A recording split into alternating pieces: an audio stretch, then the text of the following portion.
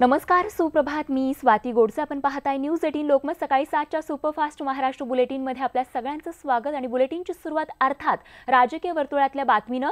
युतीची घोषणा केल्यावर मुख्यमंत्री देवेंद्र फडणवीस दुसऱ्यांदा मातोश्रीवर आले. ते लोकसभा निवडणुकीची रणनीती ठरवण्यासाठी. शिवसेनेचे 23 आणि भाजपचे 25 उमेदवार हे आता युतीचे उमेदवार असणार आहेत. त्यामुळे आता यापुढे युतीच्या उमेदवारांचा प्रचार एक दिलानं करण्यासाठी शिवसेना आणि भाजपच्या नेत्यांनी प्रचाराच्या सुरुवातीलाच प्रमुख पदाधिकाऱ्यांचे एकत्र मेळावे आयोजित केले असून येत्या 15, 17 आणि 18 मार्चला हे मेळावे महाराष्ट्रात 6 वेगवेगळ्या जिल्ह्यांमध्ये होणार आहेत. तसंच पदाधिकाऱ्यांच्या या मेळाव्यानंतर महाराष्ट्रातील सर्वात मोठा युतीचा महामेळावा आयोजित केला जाणार आहे आणि त्याची घोषणाही येत्या 2 दिवसांमध्ये होणार आहे. तर मातोश्रीवर झालेल्या बैठकीमध्ये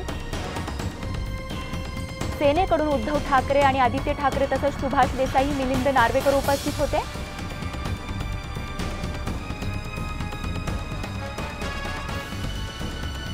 रात्री उशिरापर्यंत झालेल्या बैठकीत कोणाकोणाची उपस्थिती होती त्यावर एक नजर टाकूयात. बैठकीत सेनेकडून उद्धव आणि आदित्य ठाकरे त्याचबरोबर सुभाष देसाई, मिलिंद नार्वेकर उपस्थित होते. तर भाजपकडून देवेंद्र फडणवीस, चंद्रकांत पाटील आणि सुधीर मुनगंटीवारांची उपस्थिती होती. तर युती पदाधिकाऱ्यांचा पहिला मेळावा 15 मार्चला दुपारी अमरावतीमध्ये होणार आहे. तर दुसरा मेळावा 15 मार्चला रात्री नागपूरला होणार आहे. तर तिसरा मेळावा असणार आहे 17 मार्चला औरंगाबादमध्ये. चौथा मेळावा 17 मार्चला नाशिकमध्ये रात्री असणार आहे. तर पाचवा मेळावा असणार आहे 18 मार्चला दुपारी नवी मुंबईत. आणि पुण्यामध्ये 18 मार्चला 6वा मेळावा असेल. तर मातोश्रीवरून अधिक माहिती दिली आमचे प्रतिनिधी उदय जाधव यांनी. बघूया. शिवसेना भाजपची युती झाल्यानंतर आज दुसऱ्यांदा मुख्यमंत्री देवेंद्र फडणवीस मातोश्रीवरती दाखल झाले. त्यांनी शिवसेना पक्षप्रमुख उद्धव ठाकरे यांच्यासोबत तब्बल 2 तास चर्चा केली. यावेळेला मुख्यमंत्र्यांसोबत सुधीर मुनगंटीवार आणि चंद्रकांत दादा पाटील हे होते. तर शिवसेनेकडनं स्वतः उद्धव ठाकरे, युवासेना प्रमुख आदित्य ठाकरे तसेच शिवसेना सचिव मिलिंद नार्वेकर हे उपस्थित होते.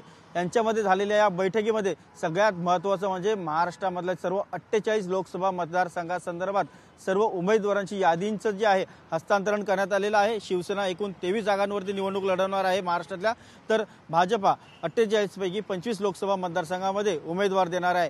त्यामुळे दोन्ही पक्षातले जे उमेदवार आहेत ते युतीचे उमेदवार म्हणून प्रचार करणार आहेत आणि युतीचे उमेदवार म्हणून दोन्ही पक्षांचं एकमत झालेलं आहे की आपण एक दिलाने या सर्व उमेदवारांचा प्रचार करणार आहे. आणि सर्वाधिक उमेदवार यावेळेला 2019च्या या लोकसभा निवडणुकीमध्ये निवडून आणण्याचा चंग बांधलेला आहे. मात्र त्याचबरोबर सगळ्यात महत्त्वाचं म्हणजे ज्या मुख्य अडचणी आहेत त्या म्हणजे जालना लोकसभा मतदारसंघ आणि मुंबईतला ईशान्य मुंबई लोकसभा मतदारसंघ.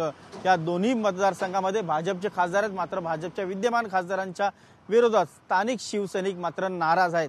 त्यांची नाराजी कशी दूर करणार या संदर्भातलं खास करून जो काही समाधानकारक असा जो काही फॉर्म्युला तयार केलेला आहे तो अजूनही गुलदस्त्यामध्ये आहे. त्याबद्दल अजूनही कुठली माहिती जी आहे ती बाहेर आणण्यात आलेली नाहीये. मात्र समाधानकारक उत्तर असणार आहे आणि युतीच्या उमेदवाराचा प्रचार करण्यात येणार आहे. आणि युतीच्या उमेदवाराला जिंकून आणण्यासाठी जी काही रणनीती ठरवली जाणार आहे ही दोन्ही पक्ष मिळून ठरवली जाणार आहे. सगळ्यात महत्त्वाचं म्हणजे जो काही लोकसभा निवडणुकीचा प्रचार असणार आहे तो सगळ्यात महत्त्वाचा असणार आहे. कारण स्वतः पंतप्रधान नरेंद्र मोदी हे महाराष्ट्रात प्रचारासाठी येणार आहेत आणि त्यांच्यासोबत शिवसेना पक्षप्रमुख उद्धव ठाकरे हे देखील सोबत असणार आहेत. दोन्ही नेते एकाच वेळेला एका व्यासपीठावरती देखील असणार आहेत अशी आपल्याला सूत्रांकडून माहिती मिळालेली आहे. एकूणच युतीच्या उमेदवारासाठी दोन्ही पक्ष कंबर कसून प्रचार करणार आहेत आणि सर्वाधिक उमेदवार निवडून आणणार आहेत. कारण उत्तर प्रदेश नंतर महाराष्ट्रामध्ये सर्वाधिक लोकसभा मतदारसंघ आहेत. त्यामुळे महाराष्ट्र हा भाजपसाठी सर्वाधिक महत्त्वाचा असणार आहे दिल्लीची सत्ता काबीज करण्यासाठी. व्हिडिओ जर्नलिस्ट उमेश गोविलकर सह उदय जाधव, न्यूज 18 लोकमत, मुंबई.